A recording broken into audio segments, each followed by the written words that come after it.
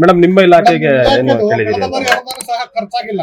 ಆದ್ರೆ 3 ತಿಂಗಳಿಂದ ಬಾಕಿ ಉಳ್ಕೊಂಡಿದೆ ಅಂತ ಆರೋಪ ಇದೆ. ಈ ಬಾರಿ ಹೆಚ್ಚುವರಿ ಅನುದಾನ ಸಿಗುತ್ತಾ ಮತ್ತು ಒಟ್ಟಿಗೆ ಎಲ್ಲನೂ ಕ್ಲಿಯರ್ ಮಾಡ್ತೀವಿ. ಒಂದ್ ಮಾತನ್ನ ಹೇಳಲಿಕ್ಕೆ ಬಯಸ್ತೀನಿ. ನನ್ನ ಇಲಾಖೆ ಇಷ್ಟು ವರ್ಷ ಬೇರೆ ಇತ್ತು. ಈಗ ನನ್ನ ಇಲಾಖೆ ಬಹುದೊಡ್ಡ ಗಾತ್ರದ ಬಜೆಟ್ ಅನ್ನ ಒಳಗೊಂಡಂತ ಇಲಾಖೆ ಆಗಿದೆ.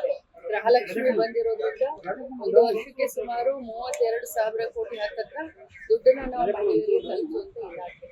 ಸೊ ಯಾವ ನಮ್ಮ ಇಲಾಖೆಯಲ್ಲಿ ಯಾವ ಅನುದಾನ ಕೂಡ ಉಳಿದಿರ್ಲಿಲ್ಲ, ಎಲ್ಲ ಕೂಡ ಕರೆಕ್ಟ್ ಆಗಿ ಖರ್ಚಾಗಿದೆ. 10% ಮಿಕ್ಕಿದೆ, ಅದು ಕೂಡ ಮಾರ್ಚ್ 30 ಒಳಗಡೆ ಅದನ್ನು ಕೂಡ ಮೇಡಮ್ ಗೃಹಲಕ್ಷ್ಮಿ ಪರಿಷ್ಕರಣೆ ಆಗ್ಬೇಕು ಅನ್ನೋ ಒತ್ತಾಯ ಇದೆ.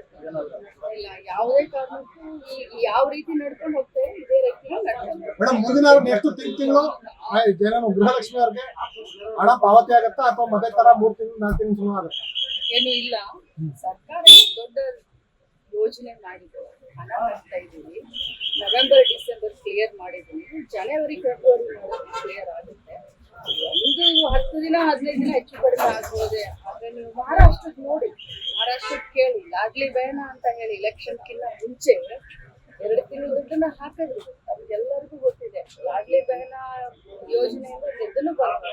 ಈಗ ಹಣನೇ ಹಾಕ್ತಾ ಇಲ್ಲ, ಅದು ಕೂಡ ಮಾಧ್ಯಮದ ಎದುರುಗಡೆ ಬರಬೇಕು. ಮಹಾರಾಷ್ಟ್ರದಲ್ಲಿ ಲಾಡ್ಲಿ ಬಹನ ಹಣನೇ ಇಲ್ಲ.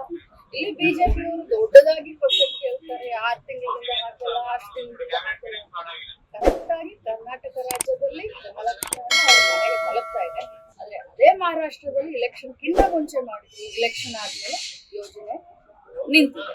ಲೇಟೆಸ್ಟ್ ಹಾಗೂ ಇಂಟ್ರೆಸ್ಟಿಂಗ್ ಸುದ್ದಿಗಳಿಗಾಗಿ ಬಾಸ್ ಟಿವಿ ಕನ್ನಡ ಚಾನೆಲ್ನ ಸಬ್ಸ್ಕ್ರೈಬ್ ಮಾಡಿ.